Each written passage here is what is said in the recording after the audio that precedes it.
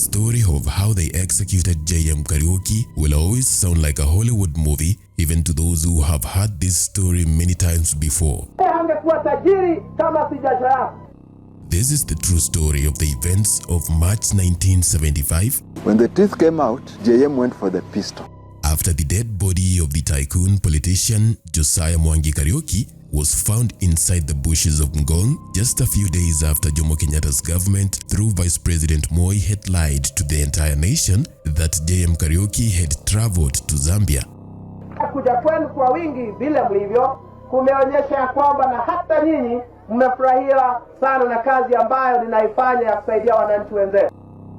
Mzee Musaite Ole Ntuta was letting out his goats on the morning of Monday, 3rd of March 1975 in Ngong area, a few kilometers outside Nairobi. The Maasai herdsman and his goats would stop abruptly when they saw a man's body sitting by the road, leaning back against a thicket. The Mzee would then approach and notice that the body was not moving where it had been sitting on top of an anthill, and there was blood on the mouth and on the shoulders of the man. He would note that although the man had no shoes and the blood on his body was already dry, the suit he was wearing and his general appearance suggested that he was not one of Mzee Ntuta's Maasai neighbors in the area. He would also notice that the pockets of the man's trousers and jacket had all been pulled inside out, as if somebody had been looking for something by ransacking the man's pockets. Upon getting even closer, with his goats following closely in natural curiosity, it became clear to Mzee Ntutu that the man under the bush was not alive, and even his face seemed to have been burnt to a blackness that made him unrecognizable. Mzee Musaite Ole Ntutu had seen enough. Turning around in shock and confusion, he went back to the village to get one of his neighbors, and together they would report what they had seen to the nearest police station. What Mzee Musaite Ole Ntuta had just discovered was the body of JM Kariuki, the Assistant Minister for Tourism and Member of Parliament for Nyandarua North, a Kano politician who until his death had made a name for himself as a major critic of the Jomo Kenyatta administration. Usiue sisi vile baba yako aliua JM Kariuki. This is the truth about the people who plotted to eliminate JM Kariuki and how they would execute that mission from the beginning to the end without getting caught. The first sign that they were planning to kill JM Kariuki would appear just days before Christmas in December 1974.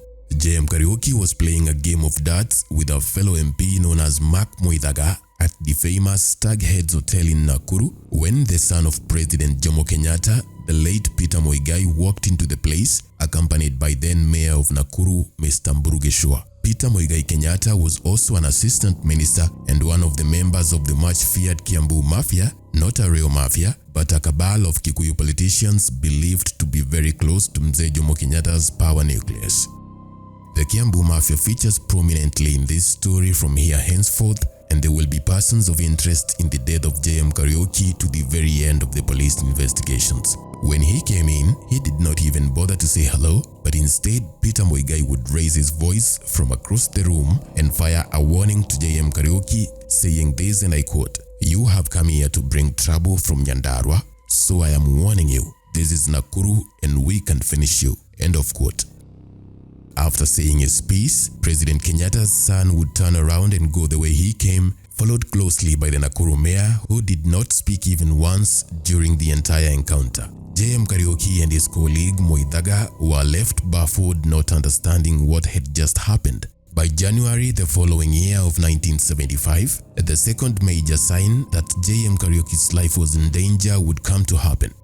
Another one of JM's fellow assistant ministers, who was very close to Jomo Kenyatta himself, invited JM for a private meeting at the Norfolk Hotel to discuss what that official would term as a serious issue. Once the meeting was underway, this friend of JM Kariuki's in the Kenyatta government told him to his face that the plot to have him assassinated was now very much real within certain government circles. He said they were planning to kill him before the end of the year 1975. According to this informant, the group scheming against JM Kariuki had succeeded at poisoning Mzee Kenyatta's mind against JM Kariuki himself, and his advice before ending the meeting was for JM Kariuki to try arrange for an appointment and go see President Kenyatta to clear his name.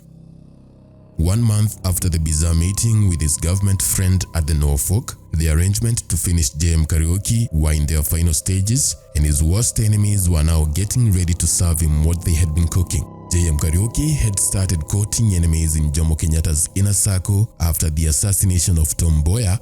Siku ile alikuwa na masichi ya Tom Mboya. Tulikuwa tumemwonya asiende huko kwa sababu sisi wakati ile tulisikia JM Tom Mboya ameuawa, tulikwenda kwa mochari. Lakini watu wa Jaruo walikuwa wanasema Kikuyu naua Mboya, Kikuyu naua Mboya, tunapigwa. Hata mimi niko na scars mingi huko kwa mguu nilipigwa. Kwa hivyo nikamwambia JM, sasa unamjua vile mlinitafuta siku ile ya Tom Mboya. Sasa wewe unataka kwenda huko alafu wewe ukufe. Tutabaki na nani? Kaniambia hapana, mimi nitaenda. But even earlier than 1969, he had already been ruffling some government feathers. He did that by aggressively calling out wrongdoing by Jomo Kenyatta's men in the executive and in the single-party KANU parliament. Members of the Kiambu Mafia often overlapped with those at the top of Gema, the Gikuyu Embu Meru Association, and these were men like Peter Moigai Kenyatta, the British-educated lawyer Charles Njonjo, Peter Mbiu wa Koinange, Daniel Moi, and others who held powerful positions behind Kenyatta and who are very invested in deciding the next president of Kenya. I think we have answered the big question which the world has been asking. JM Kariuki would often criticize these particular people in public, many of them having been linked to corruption, grabbing of government land, incompetence, and in cases like Peter Moigai, the son of Kenyatta, and his young mother-in-law, illegal poaching and destruction of wildlife for elephant ivory. On top of being famous and beloved by many voters in Mount Kenya and beyond, JM Kariuki was a successful business person, often giving generous amounts of money in Harambee fundraisers in Nyandarua villages, sometimes even contributing more than Jomo Kenyatta himself. For this habit of opposing and exposing and outworking the KANU government, members of Mzee Jomo Kenyatta's inner circle, the Kiambu Mafia especially, would do everything to prevent JM Kariuki from getting an one-on-one meeting with the president, starting as early as 1970, the year after the Tom Mboya assassination. By the 10th of February 1975, the clock was ticking and time was running out fast for JM Kariuki. His powerful enemies would finalize their last meetings and resolve to have him killed as soon as possible. A series of sinister events would be planned to be happening in the city of Nairobi in the weeks leading to the shocking murder of JM Kariuki. Top of the list would be a terrorist group identified as Maskini Liberation Movement that was created purely for propaganda purposes. The PSYOP intended to associate JM Kariuki with the Maskini Liberation Movement, a group accused of major crimes, by claiming that JM was the financier paying for the terror activities of this criminal group. Utilizing his previous public speeches and radical pronouncements about the poor being exploited by the rich in Kenya at the time, the framers of Maskini movement story wanted to make it seem logical to Kenyans were something bad to happen to JM Kariuki in the near future, which was already a big part of their plan. Further, flyers and pamphlets were distributed among the general public and especially in Mount Kenya and Nairobi, claiming that JM Kariuki, Charles Rubia, and a few others were the founders and sponsors of the Maskini Liberation Movement. In the second week of February 1975, an anonymous phone call would be made to the Central Police Station in Nairobi, purporting to report a planned bomb attack.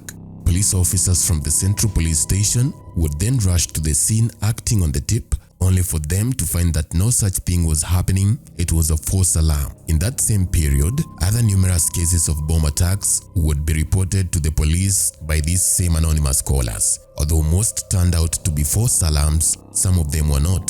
The first bomb would explode inside the toilet of Starlight, a popular night disco joint in the city back then.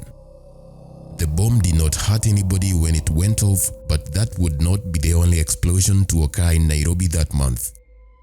JM Kariuki lived the playboy lifestyle and loved to party in the Nairobi high life, and the Starlight Disco was believed to be one of his own establishments. The second bomb would go off the same way the first one had happened, starting with a phone call warning to the Central Police Station. Anonymous people claiming to be the Maskini Liberation Movement would tell police that a bomb was set to go off at the offices of the Tour Information Center just next door to the Hilton Hotel, Nairobi, same place where JM Kariuki will be picked up in a car on the night of his murder.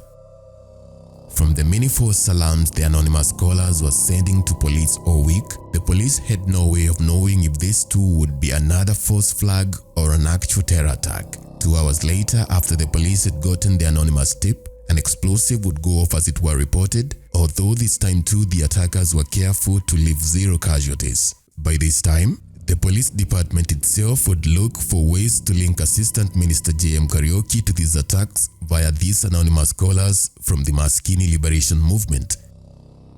Although not a single suspect had been arrested in connection to the Maskini movement group, by mid-month February 1975, members of parliament had started to pile pressure on Vice President Daniel Moi, Mzee Kenyatta's representative in the House, to tell the nation if indeed there was even such a terrorist group known as the Maskini Liberation Movement. Moi did not have any comprehensive answers to these questions, specifically fronted to the floor by member for Embu East MP Njagimbarire.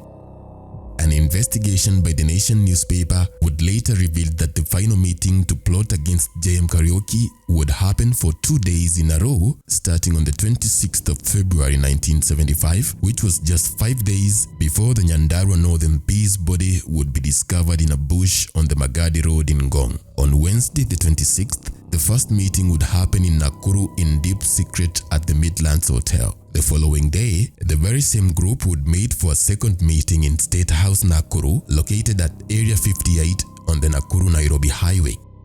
In that meeting, a final decision was made that JM Kariuki was to be silenced for good that coming weekend.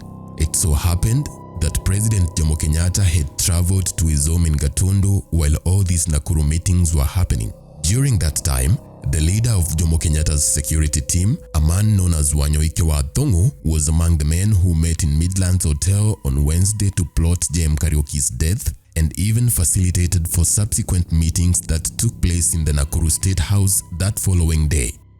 It was so decided that a man would be put in place to follow JM Kariuki at all times whenever he goes until it was time to assassinate him. Starting on Thursday, the man who was driving JM Kariuki's car at the time would report to the MP that a white Volvo had been trailing him whenever he went, and the stalker in the German car would come to be identified as infamous police reservist Patrick Shaw, the same white man associated with the killing of MP Piogama Pinto back in 1965. On his side, JM Kariuki had started getting worried as the reality of the plot to kill him was dawning on him, even as everyone he met from inside the Kenyatta government would look at him as if he was a dead man walking. What made it worse was that JM Kariuki's efforts to get an appointment meeting with Jomo Kenyatta and express his concerns were totally blocked by his enemies, some even inside Kenyatta's family itself. His own doctor had advised that JM take a few days away from work to lower the stress that he was under towards the end of that month of February 1975. He would take his doctor's advice and plan a trip to Mombasa via the bus, for which his traveling companion, a woman known as Elizabeth Koinange, would get the tickets in advance that Friday. They were set to travel to Mombasa from Nairobi via the Overseas Traveling Company bus, OTC. On the following day after the tickets were booked, which was a Saturday the 1st of March 1975, JM Kariuki was supposed to be on the bus with Elizabeth going to Mombasa. Later, somehow JM Kariuki would be persuaded by a friend, Isaac Masharia, to postpone the Mombasa trip and instead attend an engagement party of one of his friends in Karen. The OTC bus that JM was supposed to take to Mombasa was almost full and getting ready to leave the station at around 6:30 p.m. that evening Saturday. On the other hand, even as he drove to Karen for the engagement party evening, JM Kariuki was in deep thought. That previous day, he had received an unsettling phone call from one of his buddies in the police known as Ben Gedhi. Gedhi was one of Jomo Kenyatta's intelligence men in charge of the General Service Wing of the Kenya Police. Ben Gedhi had called JM Kariuki at home to let him know that indeed a secret scheme had been drawn up to link him to the 3-bomb explosion that had happened in the city that month. Geddy told him point blank that if his framers were successful, then he would soon be arrested and detained without charges, and it's very likely that JM Kariuki's trip to Mombasa was planned after that phone call with Ben Geddy. According to the GSU boss, JM Kariuki's best option at the time was to surrender himself to the police and record a statement as soon as possible. JM Kariuki would however downplay Ben Geddy's warnings, saying that he had absolutely no reason to defend himself against lies, and then he hung up the phone. Whether or not Ben Geddy had been sent by JM Kariuki's enemies to test and mislead him was not very clear at the time, but he would call JM Kariuki's home phone again after just 2 hours, this time offering the assistant minister a different kind of security advice. On seeing that he had rejected the idea of surrendering himself to the police, Ben Geddy now advised JM Kariuki to agree to a private meeting with the top security bosses on the KANU administration to present his case and argue his innocence concerning the bombs and Maskini liberation movement. Geddy would even offer to be present at that meeting himself as JM Kariuki's personal bodyguard. That was Friday, the day before the cancelled OTC bus trip and the Karen engagement party. That Saturday evening, the OTC bus that JM had bailed on was now just about to start the journey to Mombasa when it exploded into pieces. 17 people sitting on the bus died on the spot and others later from injuries. The bomb had been planted inside the bus itself. A total of 27 people lost their lives from the OTC bus explosion of March 1975, which was a fourth bomb attack that would be blamed on JM Kariuki, even though he himself would be dead had he been sitting in the bus when the bomb went off. Hours after the OTC bomb attack, at around 11 p.m. that night, JM Kariuki was leaving the party in Karen, driving back towards the Nairobi CBD, and out of curiosity, he went around the site of the reported bus attack to confirm the media report. After seeing the wreck, JM Kariuki, who must have been feeling lucky to have missed an appointment with death, is said to have driven his car to Casino International, another popular entertainment joint in the city back then, where he was to meet face-to-face with the GSU commandant Ben Geddy. The two friends would stick together while gambling, drinking and talking all night that Saturday, both of them having been regular patrons of the Casino International. After Ben Geddy had persuaded him, JM Kariuki's private meeting with the police bosses to distance himself from the city bombings had been set for the next day, Sunday, 2nd of March. On the morning of that Sunday, which was also the day JM Kariuki would come to disappear, Ben Geddy would show up at JM Kariuki's house, even though the two had been drinking just hours earlier all night at the Casino International. The Parliamentary committee that was investigating the events of this weekend many months later would discover that Ben Geddy's visit to JM Kariuki's house that Sunday morning was very suspicious, but when Geddy himself was questioned later, he claimed it was just a routine visit between friends. Those who were present at the time would say that when Geddy showed up at the house that Sunday morning, he was acting very discreet and nervous, such that he even went straight into JM Kariuki's own bedroom instead of waiting for the family to wake the sleeping politician. Even though he had denied it, Parliament would later come to learn that Ben Geddy had taken a loaded pistol to JM Kariuki that morning, which he would advise him to carry with him to the meeting that same evening while meeting the police bosses at Hilton Hotel. By noontime that same day, JM Kariuki decided to go to Ngong Racecourse, where he was once again seen by members of the public speaking briefly with that same Ben Geddy from the GSU. Ben Geddy would even deny ever having met JM Kariuki at the Ngong Racecourse that Sunday afternoon. The Mzungu policeman Patrick Shaw was also reported to have been together with Ben Geddy on that same day at that same location. All these details would come out from the investigations of the Special Parliamentary Tribunal looking into JM Kariuki's death, as well as independent research carried out later by journalists from the Nation newspaper. A series of extraordinary events would take place inside and outside the Hilton Hotel just a few minutes before JM Kariuki had parked and exited his car to go into the meeting with Geddy and other police bosses, in a meeting that he believed would help him clear his name and alleviate the stress he had been under all week long. At 5 p.m. that evening, shortly before JM Kariuki's car pulled into the Hilton parking lot, something else happened. Two police reservists, both white, dressed like normal civilians, identified as Patrick Shaw, the reservist, and his colleague identified as a Mr. Young, would come over and send away all the parking boys working there at the Hilton, and even some taxi drivers outside the hotel were instructed to leave. The head of Kenya's Criminal Investigations Department CID back then, Mr. Ignatius Nderi, and former Mau informer Waroyo Itote, now head of National Youth Service NYS, would also be seen hanging around the Hilton Hotel that Sunday evening, minutes before JM arrived, and then the Yo suddenly left together in a hurry. In 1975, JM Kariuki was at the Hilton Hotel. He was called by his kinsmen, people he trusted, and he was never seen again. Others who had suspiciously showed up at the Hilton that evening were Policeman Pius Kibati and Councillor John Mutungu, who had been elected at the Kajiado County Council in the ward of Ngong, the very same area where JM Kariuki's lifeless body was found at the beginning of the video. Despite having been fully trained at the police academy, Mr. Pius Kibati had never served in the National Police Service even for a day, and it was said he had no police service number. Surprisingly, all these men would leave before the arrival of JM Kariuki at the Hilton in the Nairobi CBD, as if they had come to prepare for his arrival.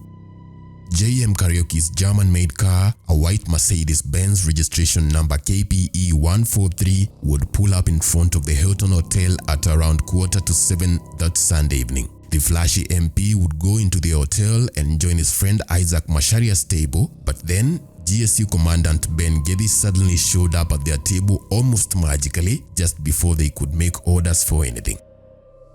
When he sprang up on JM Kariuki, Ben Geddy would appear confused to find that JM Kariuki was not alone, but then JM himself, not suspecting anything, would rise up and follow Ben Geddy outside to his car while excusing himself from his buddy. One of the security guards at the Hilton, a man later identified as Frederick Singombe, would come to testify that he had seen Ben Geddy get into a Peugeot station wagon car that was parked behind the Hilton Hotel. JM Kariuki's white Mercedes-Benz was left at the Hilton parking lot until the day his family came to claim it much later. From the Hilton, the Peugeot with Ben Geddy and JM Kariuki in it was driven to the special branch headquarters located at Kingsway House in modern-day Mwendimbingu Street, Nairobi CBD.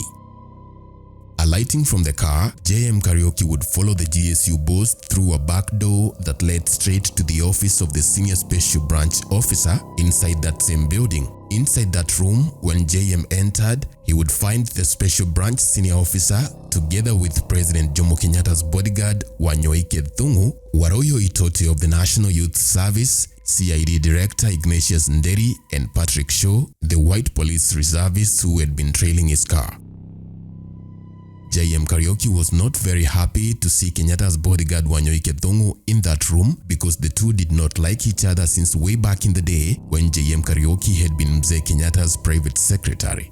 Once inside the Special Branch office, the CID boss Ignatius Nderi and the Mzungu police reservist Patrick Shaw took over the job of asking JM Kariuki questions that implied that he had been involved in the bomb attacks as well as the Maskini liberation movement. The questions went on and on until Nderi and Shaw seemed visibly content and happy that JM Kariuki knew nothing about those illegal activities. Once they noticed that he had nothing on him, Wanyoike Thungu took over the questioning, asking JM Kariuki why he had been going around the country insulting Mzee Kenyatta's government, something that the MP denied he had done. It would appear that Wanyoike Thungu was on a mission to accuse JM Kariuki of something bad and frame him for it, because he started talking about how JM had stolen money years ago when he was still working at the office of the president and he had been given money to allocate to the Mau Mau. As Wanyoike Thungu laid out his accusations in the form of questions, the discussion between him and JM Kariuki would start to become violent and hostile. At some point along the interrogation, Wanyoike Thungu would lose his temper and punch JM Kariuki in the mouth, knocking out some of his front teeth there in the Special Branch office. Later, when JM Kariuki was found, it would indeed be confirmed that he had 3 lower teeth missing. After his teeth were knocked out, JM Kariuki would reach out to the gun he was carrying, the very same one given to him by Geddy earlier that morning in his house bedroom. It was therefore a shocking twist when Ben Geddy himself would very quickly pull out a gun and shoot JM Kariuki on his hand just as JM was pulling out the pistol. Geddy had known that JM Kariuki was carrying a pistol and he anticipated for the MP to try and use it in the meeting. After Wanyoike Thongo had knocked JM's teeth out and then Geddy shot him on the arm, the Jomo Kenyatta bodyguard would then make a phone call to one senior politician who was not named at the time and give him the full report of their progress. From there, Wanyoike took over full handling of JM Kariuki, who they had left on the floor to bleed from the gunshot wound and the gap in his teeth. Just like clockwork, Wanyoike Thongo would then summon 3 other men who it seems were waiting in a separate room nearby and give them instructions to put handcuffs on the bleeding man and carry him downstairs to Wanyoike's car. It would later turn out that these men had been initially brought by CID boss Ignatius Nderi as part of the elaborate plan, and initially they were supposed to present evidence claiming JM Kariuki had been part of the bomb attacks in Nairobi as well as the financier of the Maskini Liberation Movement. Now their business here had been modified after Geddy shot JM prematurely. The vehicle into which they would force JM Kariuki as he bled belonged to the Kajiado councillor named earlier John Motongo of Ngong. The vehicle was a green Peugeot station wagon with the words Meat Park printed in red on its body. In the final report of the JM Kariuki probe committee formed by Parliament, recommendations were made for Councillor John Motongo and Wanyoike Thongo to be investigated for JM Kariuki's murder, but others mentioned by this same inquiry included the Minister of State Peter Mbio Koinange himself, Koinange's bodyguard Peter Karanja, Nakuru Mayor Mburuge Shua, and also Stanley Thuo, who was then the District Commissioner for JM Kariuki's home district of Nyandarua. Others were NYS Director Waroyo Itote and a man called Ivan Ngoge, who had been JM Kariuki's competitor in the 1974 general elections back in Nyandarua North constituency. It would also emerge that the senior politician who Wanyoike Thongo had made a phone call to that evening after they had shot JM Kariuki was likely Minister Peter Mbio Koinange. The members of Parliament on the Investigations Committee established that Thongo had driven to Nairobi from Nakuru by a discreet route on the afternoon of March the 2nd. When he was questioned by the committee, Wanyoike Thongo insisted that he had spent March 2nd with the president at Gatundu. The president, of course, couldn't be summoned to verify this.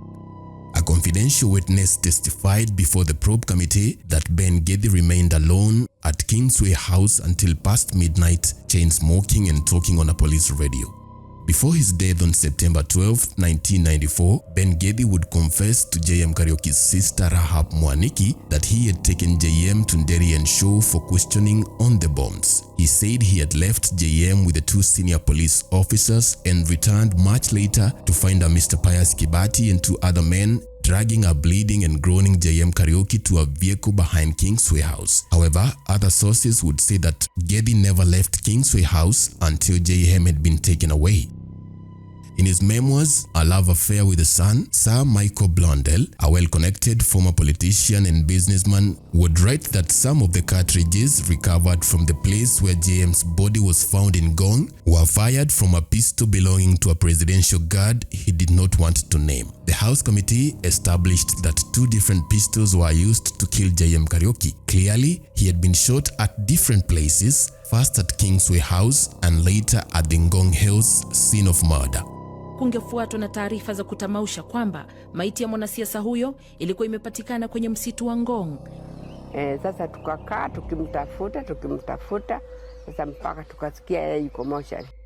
The pistols involved were either a 38 caliber Walter or a 38 caliber Man, both of which also happened to be pistols used by members of the GSU Recce Company. Officers in the Recce Company are used for special duties, the main one being providing escort to the president and visiting heads of state. The Parliamentary Probing Committee members believed that JM Kariuki's murder was a foregone conclusion and would have taken place even if Thongo had not provoked the shooting at Kingsway House. The 3rd of June 1975 was a day of great expectation as well as suffocating tension. The committee investigating JM Kariuki's murder had completed its work and a report was due to be tabled in Parliament A Mr. Elijah Mwangale, the chairman of the Parliamentary Selection Committee, was in conference with his 13 members in room number 7 on the first floor of the Parliament buildings. They were going over the details of the 38-page report when word came through from the clerk's office that the committee was required at State House, Nairobi immediately.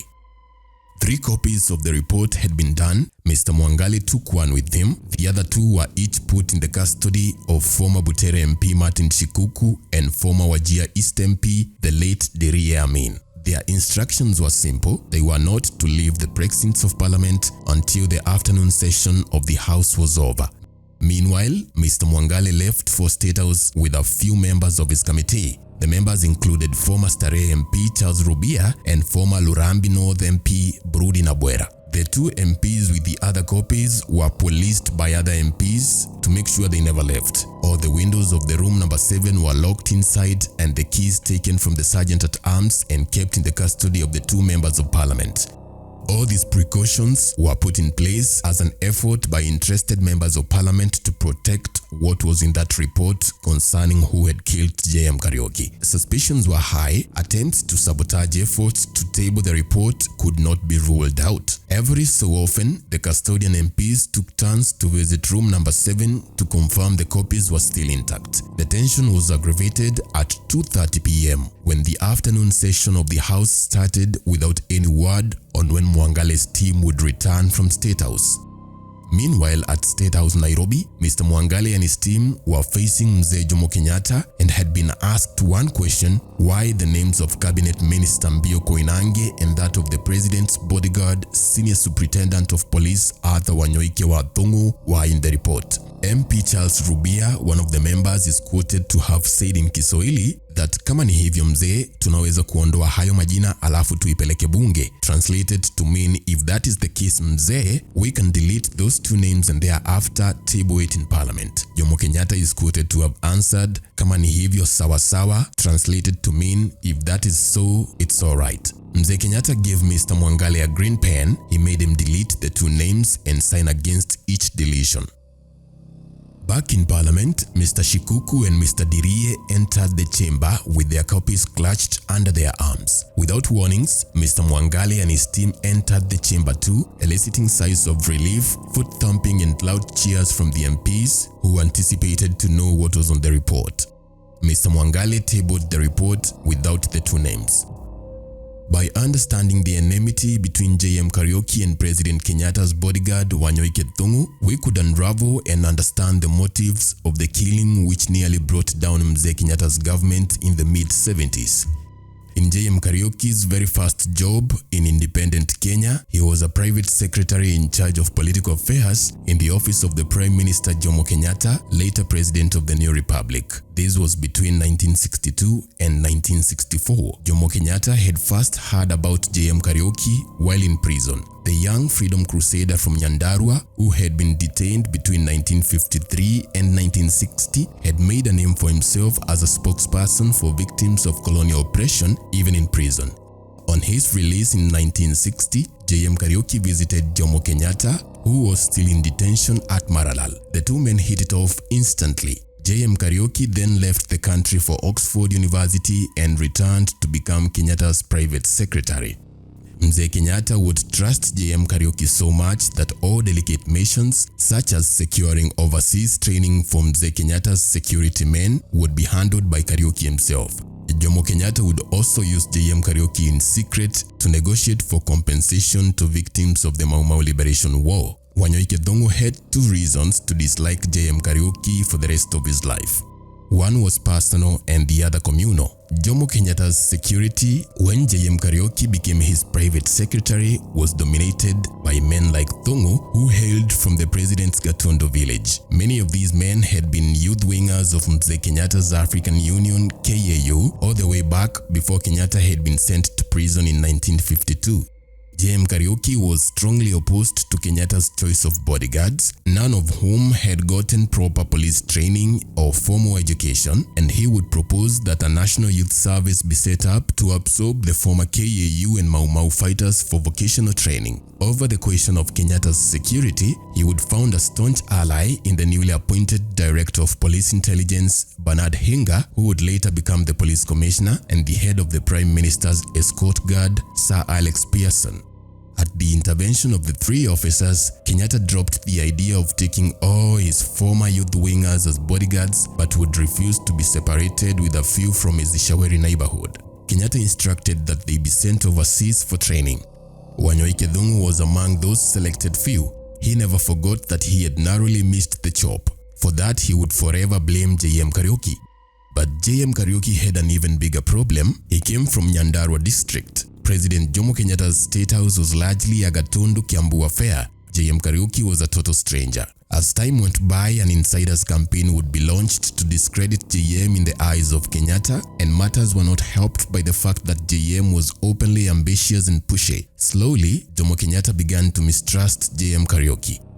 In the book Politics of Independence of Kenya, historian Keith Kyle recounts an incident where Jomo Kenyatta sent JM Kariuki to secure 6 training slots for his bodyguards in Israel. However, he turned to Dr. Gikonyo Keano, who was not a State House employee, to decide who would have the scholarships. So vicious was the anti-JM campaign at the State House that a young woman he was in love with and for whom he had paid half dowry was finally dissuaded from marrying him through threats by his enemies in State House. The girl was later married to a member of Kenyatta's security who would later become a cabinet minister.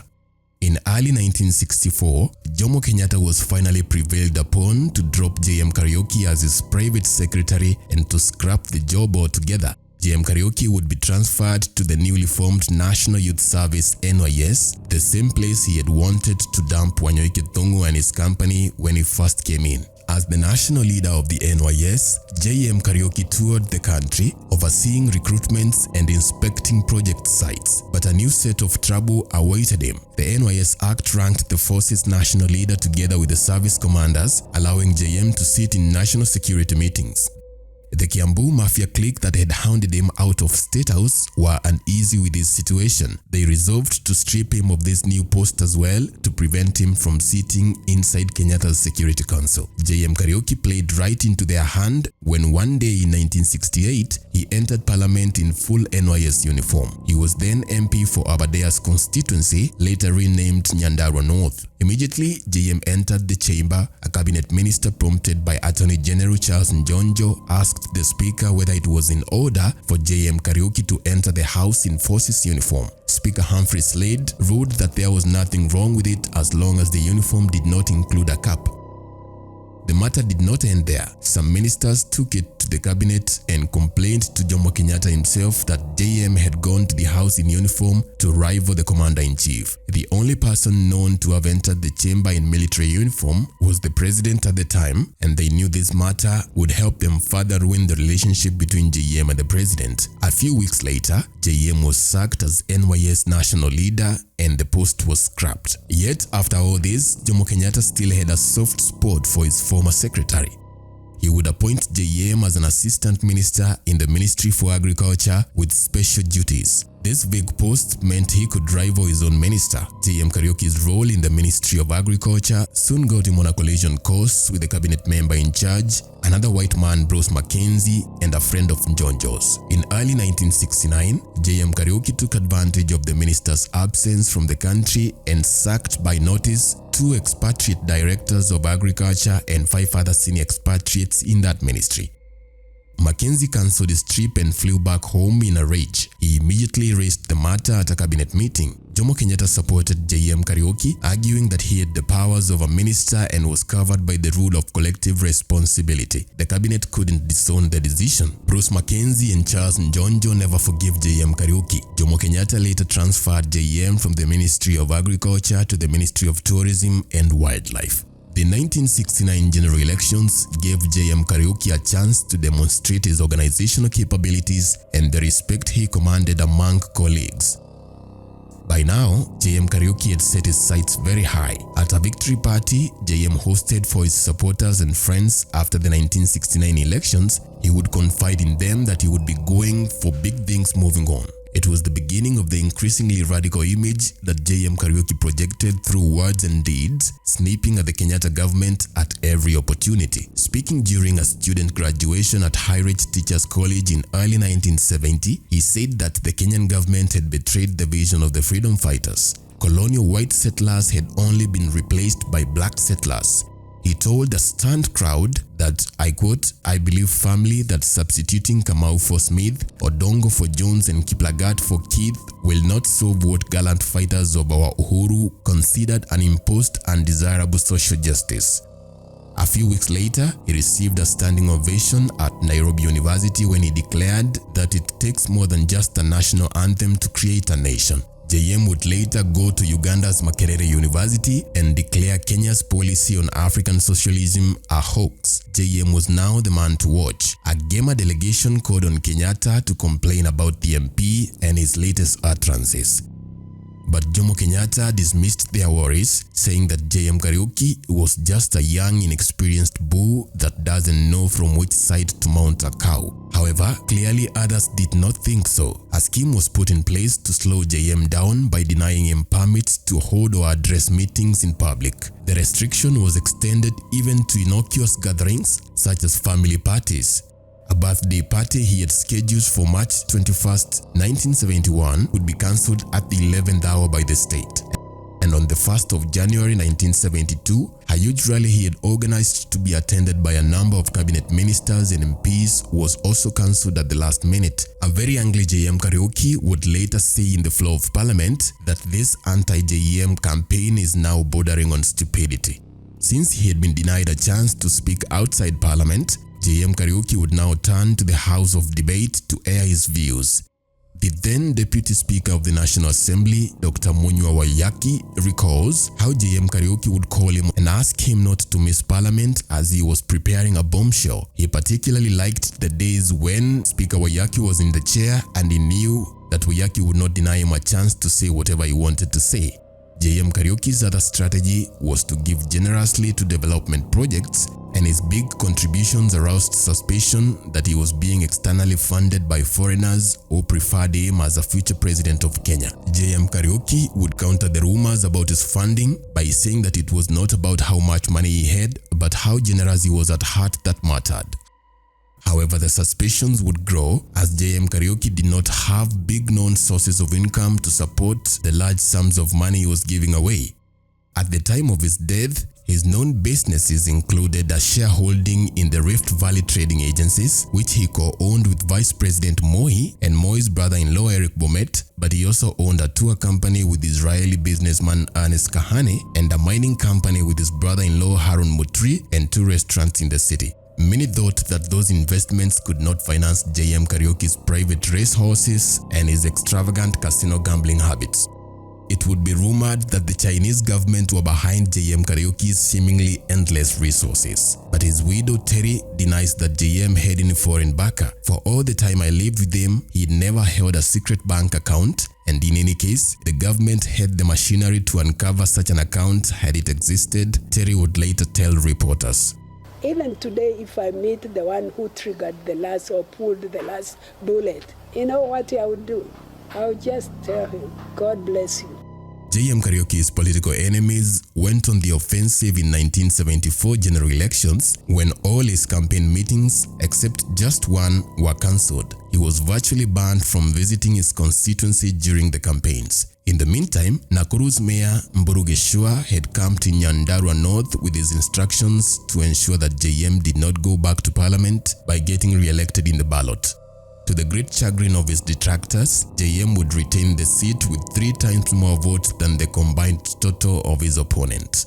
During the swearing-in of the new parliament in November 1974, his fellow members of parliament would give JM Kariuki a standing ovation. The standing ovation rivaled the applause they had just given Jomo Kenyatta, who was in that chamber. It was about this time that secret meetings began in Nakuru and in the city on how to stop JM Kariuki forever. Recorded speeches of his addresses were played to Jomo Kenyatta, but Mzee Kenyatta was not alarmed. He only suggested that the MP should be warned to change his ways. According to the Nakuru Town MP, Mr. Mark Moithaga, the State House and Kiambu Mafia clique that had wanted to eliminate JM Kariuki were themselves interested in keeping a hold on the presidency after Kenyatta, which is why they had resolved in their Nakuru meeting to make sure JM was dead by March 2nd because they were not very sure about the health of the president, Jomo Kenyatta himself. 11 days after JM Kariuki's disappearance, his third wife Terry Wanjiku would later find his body at the city mortuary, even after President Daniel Moi had lied to Kenyans and members of parliament that JM had traveled to Zambia and that he was not missing.